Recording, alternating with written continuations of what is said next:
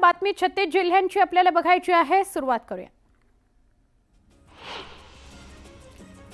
महायुतीमध्ये समन्वयाचा कोणताही अभाव नाही। सीएम पदाबाबतचा निर्णय पंतप्रधान नरेंद्र मोदी आणि केंद्रीय गृहमंत्री अमित शहा घेतील। भाजपच्या निर्णयाला शिवसेनेचा पूर्ण पाठिंबा असेल असं म्हणत एकनाथ शिंदेंनी नाराजीच्या सगळ्या चर्चा फेटाळल्या। मनसेचे नेते अविनाश जाधव यांनी त्यांच्या ठाणे जिल्हाध्यक्षपदाचा राजीनामा दिलाय। विधानसभा निवडणुकीतील पराभवाची जबाबदारी स्वीकारत जाधवांनी पदाचा राजीनामा दिलेला आहे। खासदार प्रणिती शिंदे यांची महाविकास आघाडीतून हकालपट्टी करा, अन्यथा निवडणुका स्वबळावर लढू अशी आक्रमक भूमिका ठाकरे गटाचे उपनेते शरद कोळी यांनी घेतली। प्रणिती शिंदेंमुळे सोलापुरातील 3 जागा पराभव पत्करावा लागला असं शरद कोळींनी म्हटलं आहे। महाविकास आघाडीचे 29 उमेदवार ईव्हीएमच्या विरोधामध्ये सुप्रीम कोर्टात याचिका दाखल करणार आहेत। ईव्हीएममध्ये मानवी हस्तक्षेप करून निवडणुका जिंकल्या गेल्याचा आरोप या उमेदवारांनी केला आहे। भाजपकडून मुख्यमंत्री पदासाठी नाव अद्यापही जाहीर करण्यात आलेलं नाही, त्यामुळे आरएसएस प्रचंड नाराज असल्याची सूत्रांची माहिती आहे। इतकं मोठं बहुमत असूनही देवेंद्र फडणवीसांचं नाव जाहीर करण्यास उशीर का केला जातो असा सवाल संघाकडून विचारण्यात आल्याचं समजतं। बारामती मतदारसंघामध्ये अजित पवार विरुद्ध युगेंद्र पवार अशी लढत होती। या लढतीत युगेंद्र पवारांचा पराभव झाला। या पराभवानंतर काटेवाडीतून युगेंद्र पवारांनी अभ्यास दौऱ्याला सुरुवात केली। यावेळी अजित पवार भेटले तर त्यांचं अभिनंदन करू असं वक्तव्य युगेंद्र पवारांनी केलं। महायुती सरकारचं पहिलं अधिवेशन उपराजधानी नागपुरामध्ये पार पडणार आहे। 16 ते 21 डिसेंबर दरम्यान हिवाळी अधिवेशन पार पडणार आहे। संजय राऊतांनी एकनाथ शिंदेंना पुन्हा टोला लगावला। एकनाथ शिंदेंची प्रकृती नाजूक आहे, म्हणूनच ते स्वतःच्या पक्षातील मंत्र्यांना सुद्धा भेटत नाहीत असा खोचक टोला लगावण्यात आला। एकनाथ शिंदे नाराज होण्याचं कोणतंही कारण नाही। नाराज हा शब्द त्यांच्या जीवनातच नाही, त्यांच्या डिक्शनरीतच नाही, ते एक वेगळंच रसायन आहेत असं वक्तव्य गुलाबराव पाटलांनी केलं। एकनाथ शिंदेंनी उपमुख्यमंत्री व्हावं आणि त्यांनी सत्तेतच राहावं अशी इच्छा मंत्री गुलाबराव पाटलांनी व्यक्त केली। तर एकनाथ शिंदे जे सांगतील तेच आम्ही करू असंही ते यावेळी म्हणाले।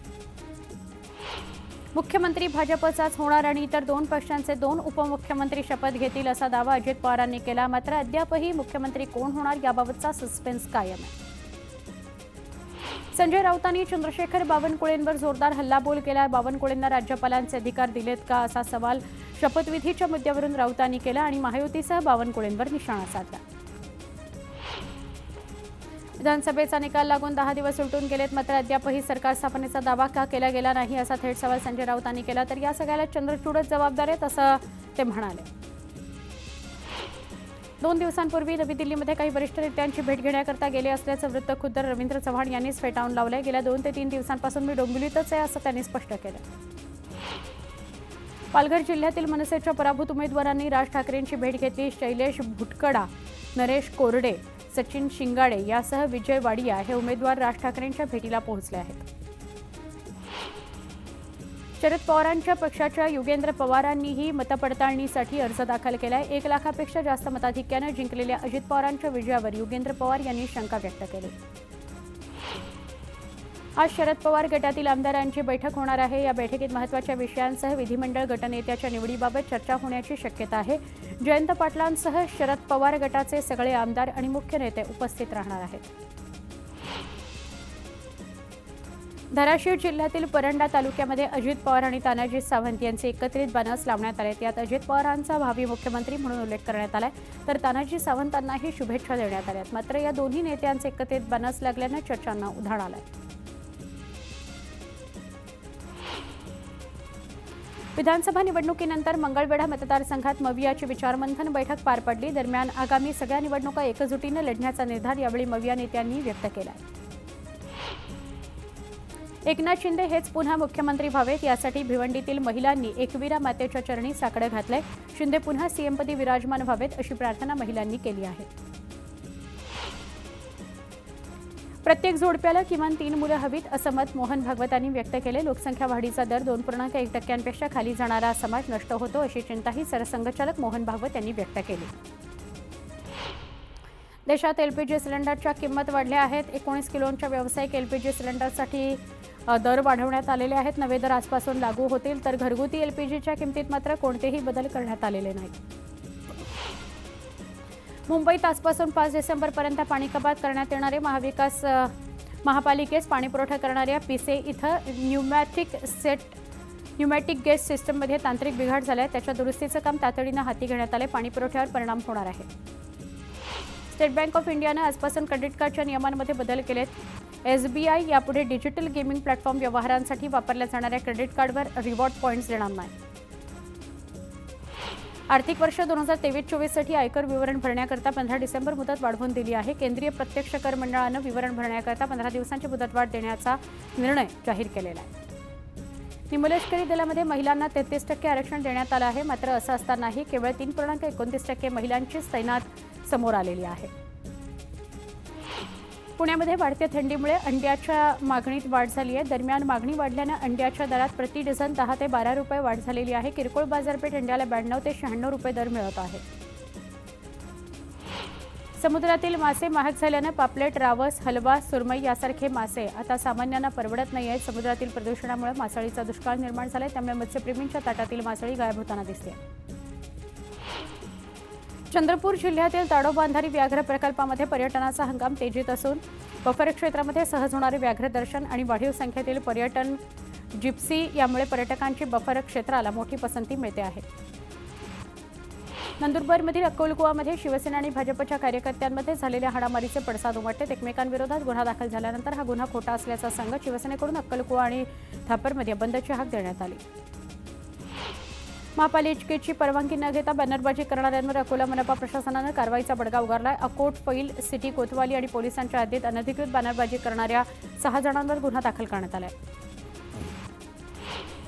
अकोला जिल्हा परिषद अध्यक्ष संगीता आढाऊ यांच्या शासकीय निवासस्थानी गोंधळ घालणाऱ्या वंचितच्या 8 कार्यकर्त्यांचं वंचितमधून 3 वर्षांकरता निलंबन करण्यात आलंय. अशी माहिती वंचितच्या जिल्हाध्यक्ष प्रमोद देवडे यांनी दिली.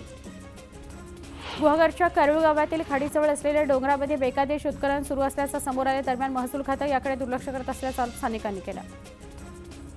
जळगावच्या नशिराबाद गावात पाणीपुरवठा विस्कळीत झाला. पाणीपुरवठा करणाऱ्या विहिरीतील वीजपंपामध्ये बिघाड झाल्यानं 2 दिवसाआड पाण्याचा पुरवठा केला जातोय. परभणी महापालिकेमध्ये गेल्या 2.5 वर्षापासून प्रशासक राज सुरू आहे. दरम्यान मनपा प्रशासकांनी 2.5 वर्षात 239 वेगवेगळ्या प्रकारचे ठराव पारित केले. त्यामुळे परभणीमध्ये प्रशासकांचा एकहाती कारभार सुरू असल्याची चर्चा आहे. गुहागरमध्ये लाकूड व्यापाऱ्यांकडून मोठ्या प्रमाणात जंगलतोड होत असल्याचं समोर आलं. दरम्यान याकडे वनविभाग दुर्लक्ष करत असल्याचा आरोप करण्यात आलाय. तर जंगलतोडीला आळा घालण्याची मागणी पर्यावरणप्रेमी करतात. रत्नागिरीच्या गुहागरमध्ये कारुळ विसापूर खाडीजवळ असलेल्या कांदळवनाची अज्ञातानं कत्तल केल्याचं समोर आलं. खाडीच्या पात्रात अंदाजे 50 ते 60 फूट आत मातीचा भराव केल्याचं समोर आलंय. रायगडमधल्या माणगावातील काळा नदीत महाकाय मगरींचं दर्शन घडलं. या ठिकाणी मगरींच्या संख्येत वाढ झाली असून मानवी वस्तीतही मगरींचा मुक्त संचार बघायला मिळतो. चिपळूणमध्ये 21व्या पंचवार्षिक पशुगणनेला सुरुवात करण्यात आली आहे. ही प्रक्रिया 28 फेब्रुवारी 2025 पर्यंत पार पडली जाणार असून यामध्ये 16 प्रजातींची जनगणना केली जाणार आहे. उत्तर महाराष्ट्रामध्ये तापमानाचा पारा 6 अंशांच्या खाली आला आहे. जळगावच्या चाळीसगाव तालुक्यामध्ये कडाक्याची थंडी पडू लागल्यानं रात्री शेकोट्या पेटवायला सुरुवात झाली. शहरात जागोजागी पेटलेल्या शेकोट्यांवर थंडीपासून बचाव करण्याकरता आबालवृद्धांचा नागरिक ऊब घेताना दिसू लागले. यवतमाळ जिल्ह्यातील कापूस उत्पादक शेतकऱ्याला हमी भावापेक्षा कमी दरानं भाव मिळाल्यानं शेतकऱ्यांवरील संकटात भर पडली आहे. शासनाकडून 7,521 रुपयांचा भाव मिळतो. मात्र व्यापारी 6,000चा भाव देतात. त्यामुळे शेतकरी नाराज आहे. वाशिम जिल्ह्यातील 52,000 हेक्टरवरील हरभऱ्यावर मर रोगाचा प्रादुर्भाव झाला. त्यामुळे शेकडो हेक्टरवरील पिकं बाधित झाल्याने शेतकऱ्यांचं आर्थिक नुकसान झालंय. छत्रपती संभाजीनगरमध्ये गेल्या 3 ते 4 दिवसांपासून ढगाळ वातावरण आहे. दरम्यान ढगाळ हवामानाचा डाळिंब, बाजरी, मका, ज्वारी, कांदा यासह इतर फळांच्या पिकांना फटका बसतोय. त्यामुळे फळ उत्पादक शेतकरी हवालदिल झालेला आहे. उत्तर पुणे जिल्ह्यामध्ये कांदा लागवडीला वेग आलाय. दरम्यान मजुरीच्या दरात वाढ झाल्यानं कांदा उत्पादनाच्या खर्चात वाढ होण्याची शक्यता आहे. येवला तालुक्यामध्ये निसर्गाची अवकृपा झाल्यानं या भागातील शेतकरी कापूस, मका, कांदे यासारख्या पारंपरिक पिकांना बगल देत असल्याने शेतीकडे वळाले. शेतकऱ्यानं पारंपरिक पिकांना फाटा देत 5 एकर शेतात आल्याची लागवड केली आणि या आल्यामधून लाखोंचं उत्पन्न मिळतं आहे. कोकणात कडाक्याची थंडी पसरल्यानं त्याचा सकारात्मक परिणाम आंबा उत्पादनावर होताना दिसतोय. सिंधुदुर्ग जिल्ह्याच्या किनारपट्टी भागातील आंबा बागायतींमध्ये आंब्याच्या झाडांना मोहर यायला सुरुवात झाली आहे. तर काही झाडांना फळधारणही झाली आहे. छत्रपती संभाजीनगरातील मंडईमध्ये शेवग्याच्या शेंगा 500 रुपये किलोनं विकत आहेत. आवक कमी आणि मागणी जास्त असल्यामुळे शेवग्याच्या शेंगा चांगल्याच भाव खात आहेत. रत्नागिरीतील सावर्डेमध्ये खैऱ्याच्या लाकडाचा अवैधरित्या साठा ठेवणाऱ्या 3 कंपन्यांवर नाशिक वन विभागानं कारवाई केली आहे. कारवाईत 80 लाखांचा मुद्देमाल जप्त करण्यात आला आहे. चाळीसगावातील घाटरोडवरील भोई गल्ली परिसरामध्ये घरासमोर लावलेल्या दुचाकीची चोरी झाली. या प्रकरणी अज्ञात चोरट्याविरोधात गुन्हा दाखल करण्यात आला आहे. चोरीची ही घटना सीसीटीव्हीत कैद झाली आहे. सोलापूरच्या बार्शीमध्ये एटीएम फोडून 23 लाख रुपये लंपास करण्यात आलेले आहेत. या घटनेनं शहरात खळबळ उडाली असून बार्शी शहर पोलीस ठाण्यात गुन्हा दाखल करण्यात आला आहे. सध्या कांद्याला चांगला भाव मिळत असल्याने चोरट्यांनी चक्क शेतात काढून ठेवलेला कांदाच लंपास केला. येवल्याच्या तिसगाव इथल्या ही घटना असून शेतकऱ्यांचे 20 क्विंटल कांदे चोरीला गेलेले आहेत. गडचिरोलीच्या कोरचीमध्ये आंबेखारी गावाजवळच्या जंगलात एका व्यक्तीचा सांगाडा आढळून आला. हा सांगाडा अर्धवट अवस्थेत जमिनीत पुरलेला होता. दरम्यान हा मानवी सांगाडा नेमका कोणाचा आहे याबाबत तपास सुरू आहे. यावल तालुक्यातील अठरावल या गावातील शेतकऱ्याच्या शेतातील तब्बल 1800 झाडे एका माथे फिरून खोडापासून कापली आहेत. त्यामुळे शेतकऱ्यांचं तब्बल 6 लाखांचं नुकसान झालं. या प्रकरणी गुन्हा दाखल करण्यात आला आहे. एरंडोल तालुक्यातील भातखेडेमध्ये मध्यरात्रीच्या दरम्यान 6 घरांमध्ये चोरी करण्यात आली. हा संपूर्ण प्रकार सीसीटीव्हीत कैद झाला. कासोदा पोलीस ठाण्यात गुन्हा दाखल करण्यात आला. मनमाडच्या देवळा या शहरामध्ये असणाऱ्या अवैध गॅस सिलेंडर रिफिलिंगच्या अड्ड्यावर पोलिसांनी छापा टाकला. 136 सिलेंडरचा 11 लाखांचा मुद्देमाल जप्त करण्यात आला. या प्रकरणी एकाला अटक करण्यात आली. पोलिसांचा अधिक तपास सुरू आहे. चाकणमधील एका कंपनीतील कामगारावर त्याच्या सहकार्यानं कटरनं वार केला. या प्रकरणी पोलिसात गुन्हा दाखल करण्यात आला. अधिकचा तपास सुरू आहे. बुलढाण्यातील धाड या गावामध्ये टिपू सुलतानच्या मिरवणुकीदरम्यान 2 गटात राडा झाला. दोन्ही गटाकडून तुफान दगडफेक करण्यात आली. वाहनांची जोडतोड करण्यात आली. 33 जणांवर पोलिसांनी गुन्हे दाखल केले. 17 आरोपींना अटक करण्यात आली आहे. नागपूरच्या सोने गावातील एका सलूनमध्ये देह व्यापार सुरू होता. दरम्यान या प्रकरणी सोनेगाव पोलिसांनी कारवाई केली आहे. 4 पीडित महिलांची सुटका केली आहे. एका आरोपीला बिड्या ठोकल्या. विदेशात नोकरी लावण्याच्या नावाखाली बेलापूरमध्ये 50 पेक्षा अधिक तरुणांची आर्थिक फसवणूक करण्यात आली. नोकरीच्या नावाखाली या तरुणांकडून प्रत्येकी 1 लाख रुपये वसूल करण्यात आले. कुर्ल्यामध्ये विकास कामांकरता खोदलेल्या खड्ड्यात पडून एका 7 वर्षाच्या चिमुकल्याचा मृत्यू झाला. कुर्ला डेपोतील ही धक्कादायक घटना आहे. पोलिसांनी अपघाती मृत्यूची नोंद केली आहे. पुणे सातारा महामार्गावरील देगाव फाट्यावर कार आणि कंटेनरची धडक झाल्यानं मोठा अपघात झाला. दरम्यान या अपघातात 4 जण गंभीर जखमी झाले. रत्नागिरी जिल्ह्यात हरणे समुद्रावर पर्यटकांना त्यांचा उत्साहीपणा नडलाय. कार किनाऱ्यावरील वाळू रोतल्यानं पर्यटकांची चांगलीच दमछाक झाली होती. मात्र स्थानिकांच्या मदतीनं कार बाहेर काढण्यात यश आलं. रत्नागिरीच्या खेडमधील भरणे नाकाजवळ खासगी बस आणि दुचाकीचा भीषण अपघात झाला. या अपघातात दुचाकीस्वार जागीच ठार झाला. नांदेड शहराजवळच्या एमआयडीसीमधील तिरुमला ऑइल डेपोला आग लागली. दरम्यान या आगीत डेपोतील काही कामगार अडकले होते. भिवंडीच्या भोगामध्ये मध्यरात्री एका कॅन्टीनला आग लागली. या आगीत कॅन्टीनसह शेजारी उभी असलेली स्कूटी जळून खाक झाली. मुंबई नाशिक महामार्गावर चेरपोली घाटात टायर फुटल्यानं प्रवासी बस डिव्हायडरवर आदळली. दरम्यान या बसला मागून येणाऱ्या दुसऱ्या बसने जोरदार धडक दिली. भीषण अपघातात 20 प्रवासी जखमी झाले. सांगलीच्या मालगावमध्ये पिसाळलेल्या कुत्र्यानं धुमाकूळ घातलाय. उरूस निमित्त गावात आलेल्या 20 ते 25 भाविकांवर या कुत्र्यानं हल्ला केलाय. त्यामुळे परिसरात भीतीचं वातावरण आहे. पुण्यामध्ये वाढत्या थंडीपासून संरक्षण व्हावं यासाठी राजीव गांधी प्राणी संग्रहालयाकडून काळजी घेण्यात आली आहे. वाघ सिंहांसाठी हीटर, लाकडी पाटाची व्यवस्था तर सरपटणाऱ्या प्राण्यांकरता हीट लॅम्प आणि ब्लँकेटची सुविधा उपलब्ध करून देण्यात आली आहे. आपत्ती काळात मदतीसाठी महसूल आणि वन विभागानं एनडीआरएफच्या धर्तीवर राज्यात 2 एसडीआरएफ दलांची स्थापना करण्याचा निर्णय घेतलेला आहे. नवी मुंबई आणि पुण्यातील दौंड इथं त्यांची कार्यालय आणि तळ असणार आहे. त्यामुळे नैसर्गिक आपत्तीत मदतीकरता मोठी मदत होणार आहे. मीरा भाईंदरची हवा प्रदूषित झाली असून त्यामुळे नागरिकांच्या आरोग्याला धोका निर्माण झाला आहे. हवेची गुणवत्ता मोजणारी यंत्रणा शहराच्या बाहेरच्या बाजूला असली तरी त्याच सरकारी यंत्रणेच्या आकडेवारीप्रमाणे मीरा भाईंदर शहराची हवा मध्यम आणि खराबच आहे. त्यामुळे ही खराब हवा नागरिकांच्या आरोग्याकरता अपायकारक आहे.